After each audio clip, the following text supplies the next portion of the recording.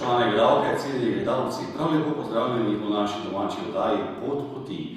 Tokrat smo v župniji Šiška. Za oddajo Pot poti bo spregovoril pater Bogdan Knavs iz Ljubljane. Želim vam dober sprejem, predvsem pa bomo govorili o zastojnski ljubezni, katero dobimo od družine, in želim vam lep in dober sprejem in ostanite v družbi naše televizije.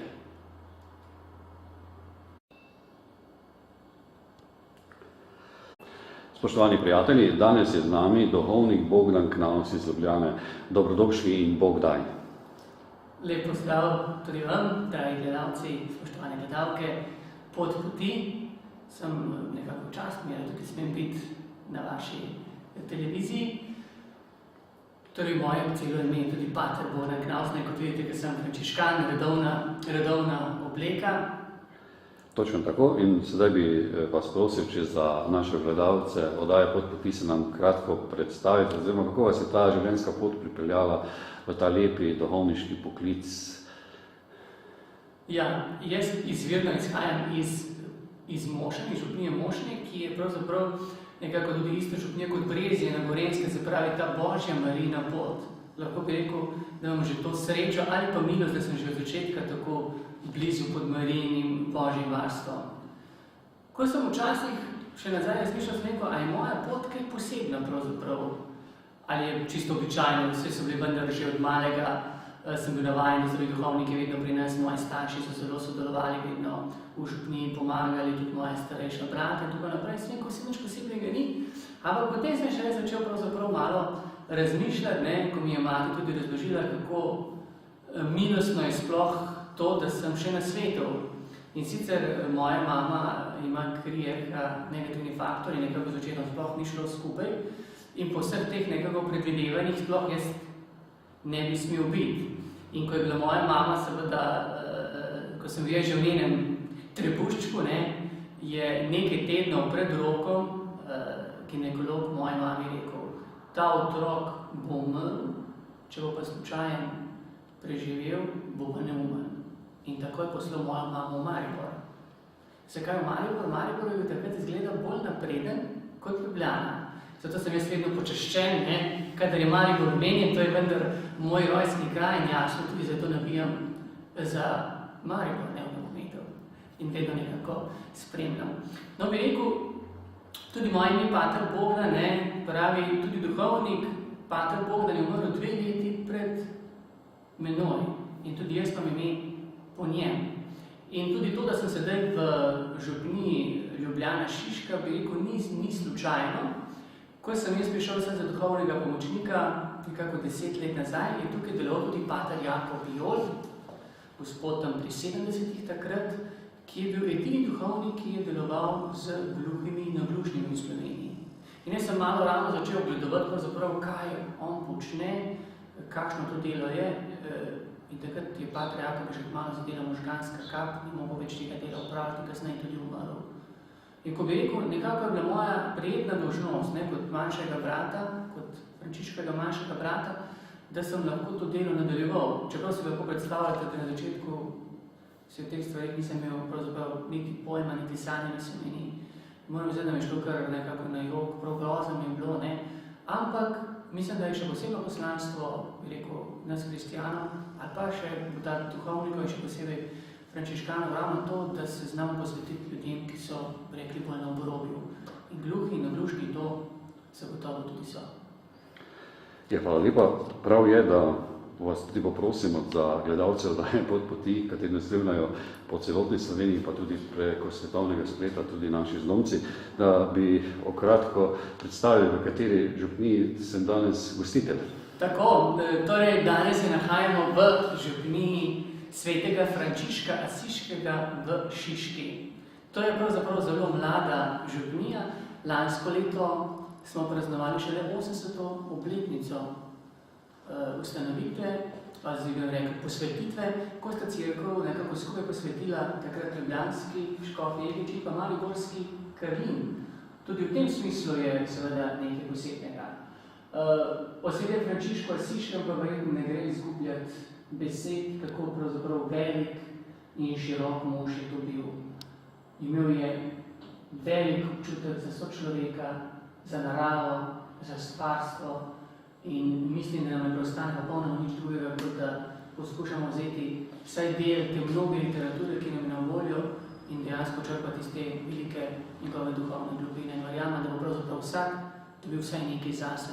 In mislim, da se lahko vsak nekaj nezvoljo prepoznal v njem. In to tudi vam želim. So sakramenti potrebni današnjemu človeku, ki hiti, ki nima časa zase, lahko bi tudi dejal za Boga, so verjetno, ne? Ja, zdaj sicer je kar to sorazmerno, se mi zdi težko vprašanje za enega povprečnega duhovnika, recimo kot sem jaz. Vendar bi rekel, da že kar glede na to, da vsaj že 10 let tudi imam birmance, se recimo in prvo hajence, sicer se zadnja leta, če se morda samo na te dva sakramenta še posebej izpostavim zaenkrat Sveto Evharistijo in pa Sveto Birmo, opažam pravzaprav dejansko kakšne razlike je zdaj. Kako vedno težje je učiti, poučevati, hkrati pa imamo občutek po enem strani, da vse to, kar se dogaja okrog nas, zelo vpliva na ljudi, da nekako potem vero, cerkev se skupaj enačijo in tudi nimajo pravega odnosa do tega. Vemo pa seveda, kakšna je definicija sakramentov, zato pravzaprav Božja milost, ki nam prihaja. Ne? Sakramenti so vidne znamenja, nevidne Božje milosti, je taka lepa definicija. Ne? Ker bi lahko rekli nekako, Bog nam nevidno prihaja na pomoč. Pomislimo samo Sveto Evharistijo, Sveto Mašo. Kolikrat gremo morda k Maši nekako čisto tako rutinsko, sploh se ne zavedamo, kaj je. Ampak če bi bilo res zavedanje v nas, da je Jezus vedno tam navzoč, kaj se je za nas pretrpel, kaj se je za nas naredil, bi verjeten z eno veliko tesnobo in veseljem in hkrati celo malo strahom, da pri vsaki sveti Maši, da bi res se zavedali, kaj se tam dogaja. Da ne omenimo Sveto spoved danes. Ne? Po eni strani se nam zdi, kot da nekje spovednice že več ne potrebujejo, ne? Včasih kar beremo, kar v zahodnih državah, kako že spovednice prodajajo. Mi se včasih manj smejemo, ampak morda včasih s tesnobo pomislimo, morda pa se tudi nam lahko kaj takega obeta. Po drugi strani vidimo lahko za Božič veliko noč, kako ljudje še vedno nekako, bi rekel, čutimo to odgovornost, da je vendar potrebno tudi ena dobra spoved. Kajti na zunaj se vse mogoče pripravljamo stanovanje, tako počistimo, ne, vse se trudimo goste in tako naprej. Kako bomo pa sprejeli največjega, najpomembnejšega gosta Jezusa v svojem srcu, v naši notranjosti? A bo vse pripravljeno? Se pravi, bi rekel, zavedajmo se teh darov, ki nam jih Jezus daje, teh milosti po sakramentu. Jaz mislim dejansko, da so danes še posebej nujni in potrebni, da lahko pravzaprav zvozimo ali da lahko vozimo nekako slavno celo nad vsemi črni, ki so nam na poti. Splav, evantanazija vplivajo na skrunjenje sakramentov. Morda bi se na kratko teh dveh besed dotaknila. Ja, te dva pojma sta zelo zapletena. Več o tem govori moj sobrat, pater doktor Tadej Strehovec, ki dejansko govori o svetosti življenja, velikokrat to poudarja. In o splavu je bilo gotovo že veliko povedanega. In mislim, da vedno znova nekako s tesnobo slišimo, kadar je o tem govora. Zanimivo, v Sloveniji menda statistično največ splava naredijo dekleta ali žene med 30 in 39 letom. Bi rekli, ne takrat, ko so morda mlade punce, ko nimajo možnosti za preživetje, niti šolanje, ne. Ampak zanimivo, morda to že ženske, ki imajo nek status, in morda niso ravno odprte za življenje. Tukaj mislim, da je problem iz tega, ali cenimo življenje kot dar, kot nekaj, kar nam je podarjeno, in predvsem se mi zdi, v katerem ne smemo sami odločati. In v zvezi s tem je seveda danes pomembna evtanazija, ki v prevodu nekako pomeni dobra smrt in ki je v nekaterih državah v Evropi že uzakonjena, kot recimo Nizozemska, Belgija, recimo v Švici poznajo asistiran samomor in tako naprej, kar po domače pomeni recimo, da bolnik leži, mu se lepo napeljejo notri že cevke in samo sam recimo pritisne, da mu začne strup teči noter. To je recimo asistiran samomor. Kaj pa je zdaj eutanazija? Nekako ne bi zagovarjali, da tisti, ki tako v življenju že trpijo ali ki ne zmorejo več prenašati plena, da bi lahko sami odločili, kdaj se lahko to življenje konča. Mislim, da je po predpisih na Nizozemskem potrebno, da 2 zdravnika podpišeta, da je potrebno pisno soglasje tistega in tudi pravilno je treba sporočiti Ministrstvo za zdravje. In zdaj samo statistično pogledamo, v enem letu je bilo okrog 3000 eutanazij opravljenih na Nizozemskem. In zanimivo, za 1000 teh eutanazij ni bilo pravih podatkov oziroma ni bilo podpisa tega, ki so ga eutanazirali. Kaj nas zdaj to pove? Preprosto so jih drugi eutanazirali na željo drugih, morda so bili to kakšni svojci in tako naprej. Vedno vemo, da se dogajajo mnoge zlorabe. Zanimivo je recimo, da je največ eutanazij nekako v mesecu junija, ko gremo morda ljudi na dopust, da tam na meji z Nemčijo in drugimi državami rastejo domove za ostarele kot gobe po dežju, ker se ostareli bojijo, da jih ne bodo eutanazirali njihovi svojci in gredo tja. In mislim, da pravzaprav nekako tisti, ki se res, da je zelo malo tisti, ki res želijo biti eutanazirani ali predčasno umreti. In jaz bi rad ob tem še posebej omenil eno zgodbo Thierry Schiavo iz Združenih držav Amerike. In sicer, kaj se je zgodilo? Ona je bila najprej zelo močna ženska, potem je imela, bi rekel, hude terapije oziroma veliko shujšala in se poročila in potem se je zgodilo enkrat, da je imela zastoj srca. In to je nekaj minut trajalo in ona je bila seveda kar nekaj časa v komi. Potem pa se je zgodilo seveda, da jo je mož vzel domov in nekako stanje njeno je bilo, da je v trajno vegetativnem stanju. Kaj se to po domače pomeni? Imel je cevko, mož, s katero je hranil, sondo, če jo je postavil na posteljo, pa je dal pošta zaradi, lahko samostojno nekako sedela, ne? Spravi je bila v nekem smislu gotovo še živa, ni mogla v polnosti funkcionirati. In kaj se je zgodilo po nekaj letih, ko je mož spoznal drugo žensko, seveda, je pa kar naenkrat začel trditi, da je Thierry vedno govorila o tem, da si želi umreti, če bi bilo kakšno take preizkušnje, prehude in tako naprej. In zanimivo, nastal je hud spor med njenimi starši, ki so bili zelo zverni družine in tudi Thierry vedno zagovarjala seveda življenje kot sveto stvar. In pa mož, ki se je rekel, da je treba, da si želi umreti. In lahko si predstavljate to pravdanje na sodišču, ne? Ena država, ena lokalna država je odločila tako sodišče, potem je zvezno sodišče to razsodilo, večkrat so bili že agentje FBI-ja tam, pa potem zvezni policisti, lokalni šerifi, nekaj enkrat bilo že rečeno, da jo lahko smrtili, oziroma da lahko da sondo ven, drugič spet ne. In nenazadnje je pa vendarle sodišče tudi z mnenjem sodnikov, 3, ki so rekli, da ne živi več, in 2, da živita, so dovolili nekako, da bi rekli eutanazira. In kaj se je zgodilo? Ta njen mož je seveda to sondo vzel ven in po 13 dneh je ona umrla. Kaj to meni? 13 dni je bila brez hrane, brez pijače. Groza, se pravi, bila je izstradana do smrti.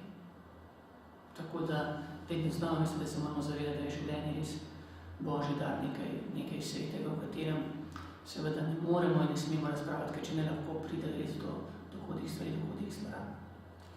In prav je, da se tudi dotaknemo družine, te zdrave celice, kajti če je družina zdrava, bo zdrava narod, tudi človeštvo.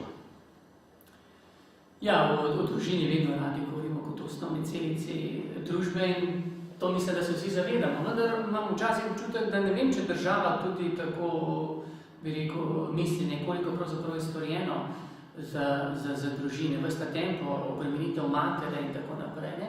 Po drugi strani pa vedno bolj lahko opažamo, koliko je mladih družin tudi, ki se odločajo za 3., za 4. otroka. In to so starši, ki nimajo nekih dohodkov blaznih, rekel, čisto povprečno, ampak dejansko ljubijo življenje. Z velikim občudovanjem lahko spremljamo, tudi sam gledam na te starše, ki ni do lastnega ugodja, ki vemo, kaj pomeni tiste majhni otroci, pravzaprav vemo, en zboli, pa drugi, tete se je stalno nekaj, ne? Pa vendar pravi tudi, koliko radosti, koliko veselja prinašajo, ne? Drugega nenazadnje vzgajajo, se pomagajo, se vse to učijo skupnosti, ne? Velika razlika je med nekom, ki je samo v družini, ki se mu vsi posvečajo, ali pa seveda 3-4 otroci, ki se že med sabo nekako znajo tudi izboriti za svoj prostor pod soncem, ne? koliko te vse te ljubezni in vsega tega prinaša. Ne? Tako da upam, da bomo leto družine nekako res uspeli usmisliti v polnosti, kako je družina pomembna, da moramo res na vsak način zaščititi in dati tisto vrednost, ki je. Vsi smo prišli iz družine in vemo, kako družina vsakega zaznamuje. Ne? Vse tisto, kar se dogaja v družini, tudi nam nekako je v naši podzavesti.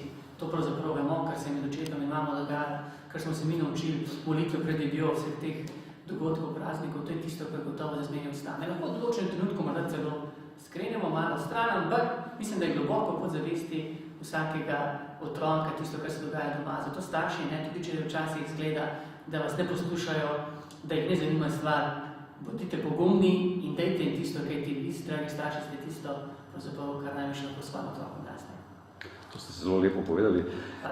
Tudi veliko gledalcev oddaje Pot poti mi piše in pravzaprav izkoriščam priložnost, da vprašam, kaj pomeni pravzaprav življenje v celibatu.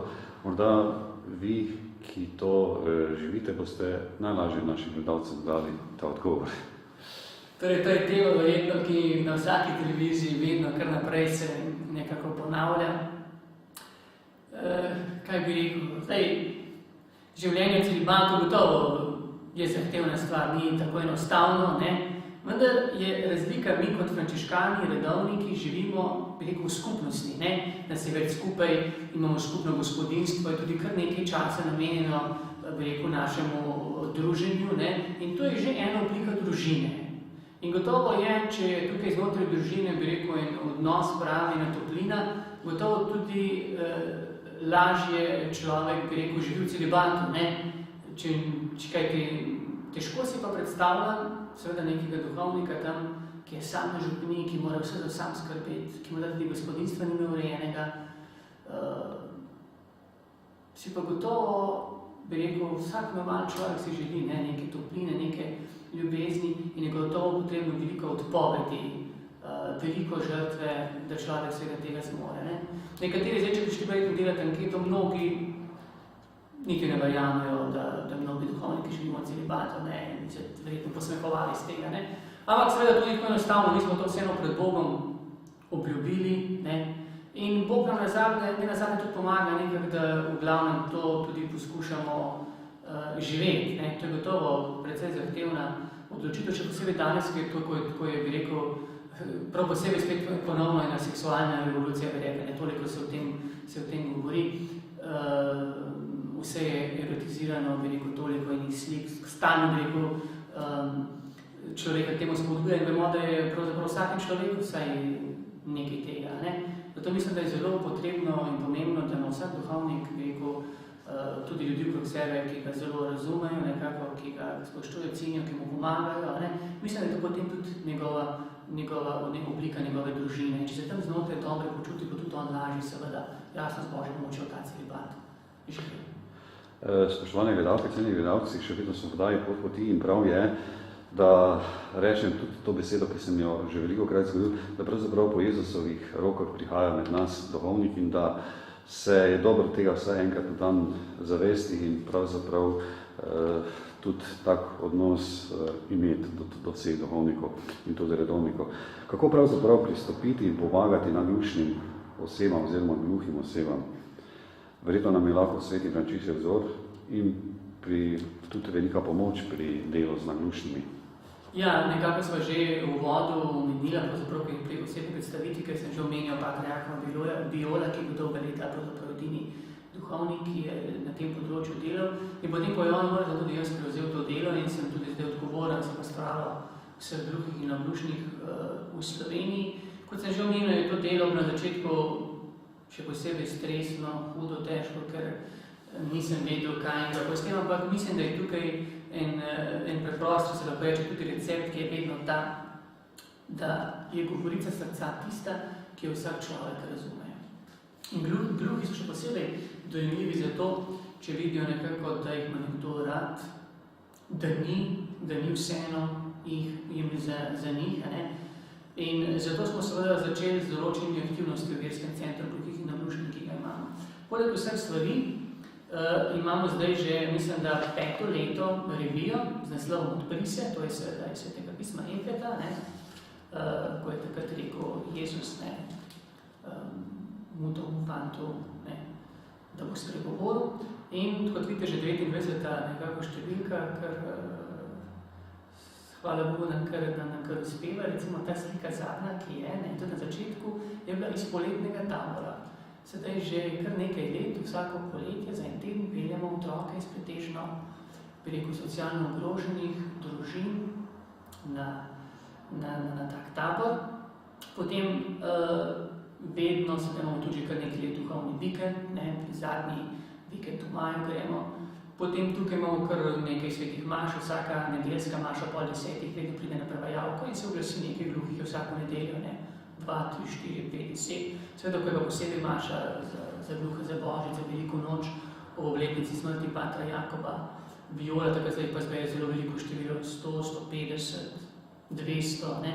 In to so že številke nekako, ki več kot zgovorno povedo, da gre za veliko skupnost ljudi, ki jim je treba tudi posebej pomagati. Potem poleg teh stvari imamo seveda tudi tabore za odrasle, to ponovadi jeseni naredimo, imamo večkrat razne izobraževalne srečanja, pa vedno komu tukaj mi delavnic, recimo adventni delavnice, tudi gluhe povabimo, ali zdaj, ko smo izdelovali butarce in tako naprej.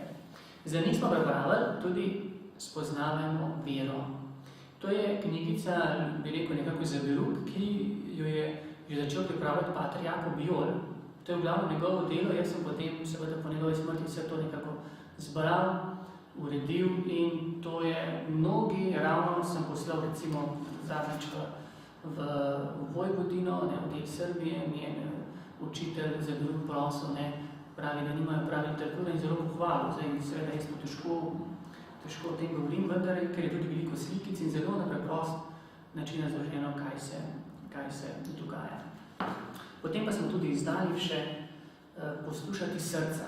Tukaj smo pa nekako opisali skupaj z profesor Bogo Jakopičem, ki je velik prijatelj pater Jakob Viola, ki dolga leta že tudi dela z gluhimi, so pa nekako opisali zgodovino, kajti duhovniki so vedno tako kot mnogo kaj in mnogo kje, začetniki vsega, tudi tukaj seveda pri nas začetniki pravzaprav truda dela z gluhimi. Tako so takrat ustanovili že kdaj že nazaj, v 1800 zavod v Gorici, ne, pa tudi ta zavod, ki je v Ljubljani, gluhonemce 1900 leta, da vse duhovniki naredili, recimo sestre Notre Dame, ki je v Šmihilu, za dekleta in tako naprej. Ogromno duhovnikov. Zadnji je bil pa Alojzij Dome in drugo svetovno vojno in po drugi svetovni vojni so ga lahko si predstavljali, seveda, on je bil kot oče s tem otrokom in so ga to vse doprcali ven. So mu rekli, vi nimate tukaj kaj delati, ne. In takrat recimo 52. leta pa do nekaj po letu 1970, ko je pater Jakob začel delovati, ni bilo nobenega. Potem pa seveda pater Jakob, sedaj pa poleg mene se temu delu posveča tudi gospod Edi Strohar, ki je škofijski duhovnik, sedaj kaplan v Šentvidu. Kot smo rekli nekako, kaj bi bilo, kako pristopiti.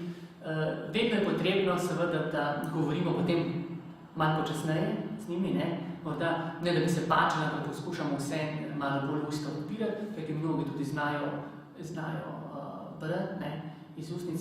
Predvsem, da sem rekel, pokazati nekako to, da jih poslušamo srce, da jim pristopimo kot enakovrednim, ne, da bi jih morda res smatrali kot nekaj manj vredne, to, kar je bilo v zgodovini včasih z grozo, lahko beremo, kaj že Aristotel pisal, recimo, da so bili to vse to, kar zapira, nekaj pobirali, in da so tam zasužene, da so začinavali v hlevu, ne. Ampak zato seveda ljudi, tako kot mi, ustvarni po Božji podobi in Jezus Kristus je tako moj, tako kot vaš in tudi njihov brat. Ena izmed posebnosti naše cerkve tukaj, ki je seveda povezana tudi z gluhimi in nagluškimi, je pa indukcijska zanka. Nagluški so seveda tisti, ki slabo slišijo in če bi se pohecali, bi rekli vsi, vsaj vsi včasih slabo slišimo, ker tudi noč včasih je slišati. Je pa res, da nekako z leti pa se tudi res zgodi, da začne naš sluh malo pešati in v Sloveniji seveda in posod je veliko naglušnih ljudi, ki slabo slišijo, gotovo vsaj 50 000 je ta številka in veliko pomoč je lahko potem indukcijska zanka, ki je tudi v naši cerkvi napeljana in seveda z določenim preklopom potem na tem aparatu lahko zelo dobro slišijo, tako seveda pravijo, ne. Mislim, da je to zelo dobra stvar, tudi ni to draga in mislim, da že kar cerkve zdajle večkrat duhovniki razmišljajo in mislim, da bo to postalo nekako bolj ali manj nujno, ne. Veliko je starejših v cerkvi ljudi, ki slabo slišijo, zato se kar obrnite na svojega duhovnika in skupaj potem najdete kakšno pot, da bo šlo do rešitve, ne? Lepo, lepo. Kako pa vi vidite današnjo mladino? Ja, jaz mislim, da je treba gledati nekako realistično, to pomeni v nekem smislu malo tudi zaskrbljenost včasih, ne? Po drugi strani tudi optimizem, ne? Da je vendarle še veliko dobrega v mnogih, ne? Je pa kot veliko vse to povezano z družino, ne? Kaj doma odnesejo, prinesejo, seveda z družbo, kaj se dogaja in ni naklonjena današnja situacija. In jaz mislim, v nekem smislu se mi kar smilijo mladi, ni enostavno. Zato je to bolj pomembno, se mi zdi, da jih spodbujamo, nekako, da jim damo vedeti, da je prihodnost pred njimi, da jih spodbujamo, ne, danes tudi šola tako zelo zahtevna, da tudi poskušamo res dati eno vero, v Boga ne tisto samo otroško, ampak res, da bojo poskušali spostaviti osebni odnos z Bogom, da bo to res nekdo, ki se bo lahko na njega obrnil. In mislim, da je vedno nekako to potrebno, da gremo z nekim optimizmom in pozitivno smerjo. In mislim, če bomo mi lepo sprejeli, če bomo pozitivni do njih, verjamem, da bodo tudi oni bolj ali manj, seveda razen iz redkih izjem, da bi na lepo odgovorili preko slabim grdim, to so res redki primeri izjeme. Morda bi še dejala, kako poteka vaše pastoralno delo, Frančiškani ste precej aktivni. Ja, pastoralno delo je zato seveda kar široko, kot sva že omenila, je seveda ena oblika dela pastoralnega je pastoralna kuhinja glušnih, ne. Potem pa znotraj župnije pa seveda tudi mnogo stvari, jaz osebno imam potem tudi zakonske skupine, ministrante se posvečam in potem imam tudi katehezo bivancev in prvo obhajancev, potem pa še seveda druge stvari, se veste, stalno pri duhovnih vikendov se kar nekaj nabere, ne. Naslednji vikend bomo šli recimo z zakonci, pismo s bivanci, z 8. razredom, ne, z ministranti, z gluhimi in tako naprej. Pa seveda še časne stvari, kot so recimo tudi potem pogrebi, ne, ki je za kremetalki danes tako zelo pomemben. Kljub temu je toliko ljudi kot civilno pokopanih brez nekako zadnjega blagoslova. Tudi vse več ljudi je nekako, ki želijo prijeti osebni pogovor, preko pravzaprav za svoje takrat, ki tako posebej prosijo, da se lahko človek res eno uro, 2 ure lepo v miru pogovorijo. Zato bi rekel, da je še zmeraj optimizem, čeprav včasih gledamo, ne, da so cerkve vedno bolj prazne. Tudi to je odraz časa, morda tudi nas duhovnikov, da bi mogli tudi mi bolj dejansko živeti to našo življenje, to našo verizmo, ne. Ampak vse mislim, da je prav in moramo gledati nekako optimistično. Bog je z nami, kdo je potem zoper nas, ne. Vsekakor. Morda bi našim gledalcem podali kakšno misel za napot, oziroma jih tudi povabili, če bodo v Ljubljani obiskali kakšno sveto mašo. Predvsem pa bi se gledalcem morda je pot poti želel sam zahvaliti, da so me pripeljali do vas, do te prijetne in bogate župnije. Ja, hvala lepa, sem kar prijetno presenečen, da ste me najdel dejansko, res ne. Torej, veliko vsi nekako zdaj tudi malo gledamo po televizijah, po internetih in se marsikaj najdel in tako tudi tudi mene. Seveda, če boste kdaj tukaj v Šiški hodili, morda še posebej v nedelja imamo maše ob 7, ob 8, ob 10 je tako družinska maša. Potem pa tudi ob 11 pri podružni cerkvi svetega Jerneja, ki je ena starejših cerkvic, ki je majhna cerkvica, lušna, prijetna, še posebej tak ambient vedno, ne. V 11 v nedelja in zvečer ob 7 vedno, ne. Morda vas bo kaj glede gluhih in glušnih zanimalo, lahko najdete na naši spletni strani, ne. Tudi sam imam spletno stran paterbogdan.si, kjer skupaj napisano, ne, paterbogdan.si in tudi verski center gluhih in glušnih ima svojo stran, tam je mnogo informacij in če vas bo karkoli zanimalo, če boste lahko mi dali kakšno tudi spodbudo, novo idejo, bom dejansko zelo vesel in hvaležen, ker mislim, da skupnimi močmi se da veliko narediti. Danes posamezni kljub vsem stvarem, napredku, lahko zelo malo stvari. Dejansko mislim, da moramo ljudje delati kot ekipa, kot tim. In tukaj se bo lahko veliko narediti. In tako bi rekel za konec dejansko skupaj v Jezusu Kristusu kot ena družina smo močni. In tisto, kar jaz vedno govorim, še posebej za bivancem in otrokom, tudi prvokhajancem, je to, da je pomembno, da mi to naše osebno življenje, tako recimo v cerkvi, pri maši, kot doma, to molimo, pokažemo tudi navzven. Se pravi, da ljudi druge spoštujemo, da jim tudi pomagamo po svojih močeh. To je tisto, kar nas pravzaprav dela kristjani, kar nas dela Kristusovi. Zahvaljujem se vam za pogovor in vam želim vam in vašim župljanom, tudi sobratom, vse dobro in obilo Božjega blagoslova in Bog vam povrnil za vse dobro. Vi, moji dragi gledalci, pa vedno si prikličite tisto misel, ljubite in boste ljubljeni in lepo pozdravljeni do naslednje oddaje Pot poti. Mir in vse dobro z Bogom.